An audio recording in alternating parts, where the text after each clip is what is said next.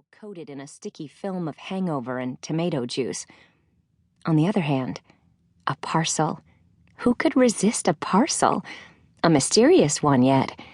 All sorts of brown paper possibilities danced in my head. Too early for Christmas, too late for my 21st birthday, too late for my 22nd if you're going to split hairs, too uncharacteristic to come from my parents. But there it was, misspelled in cheap purple ink. Miss Vivian Schuyler, 52 Christopher Street, apartment 5C, New York City. I'd been here only a week. Who would have mailed me a parcel already? Perhaps my great-aunt Julie, submitting a housewarming gift? In which case, I'd have to skedaddle on down to the P.O. hasty-posty before somebody there drank my parcel. The clock again. 22 minutes. "If you're going," said Sally, hand draped over her eyes, "you'd better go now." Of such little choices is history made. I darted into the post office building at 8 minutes to 12. Yes, my dears, I have good reason to remember the exact time of arrival, shook off the rain from my umbrella, and caught my sinking heart at the last instant. The place was crammed. Not only crammed, but wet. Not only wet, but stinking wet. Sour wool overlaid by piss, overlaid by cigarettes. I folded my umbrella and joined the line behind a blonde-haired man in blue surgical scrubs. This was New York, after all. You took the smell and the humanity. Oh, the humanity. As part of the whole sublime package. Well, all right. Amendment.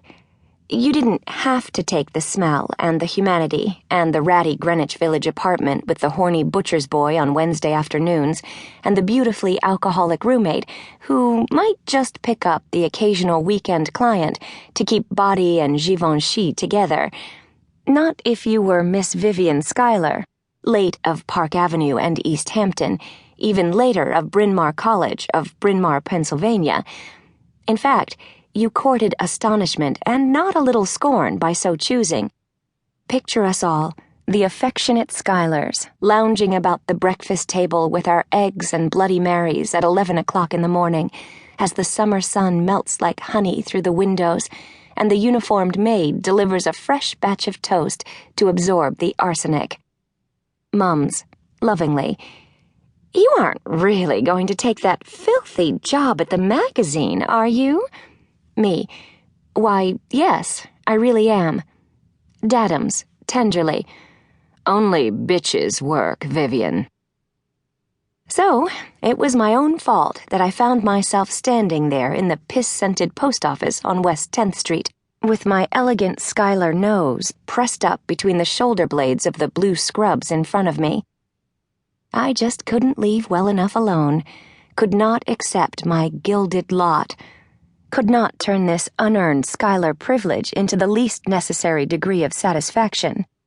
And less satisfied by the moment, really, as the clock counted down to quitting time, and the clerks showed no signs of hurry, and the line showed no sign of advancing.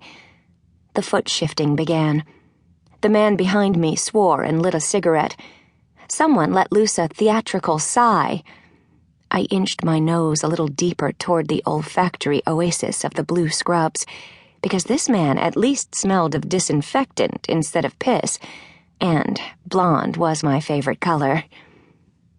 A customer left the counter. The first man in line launched himself toward the clerk. The rest of us took a united step forward. Except the man in blue scrubs.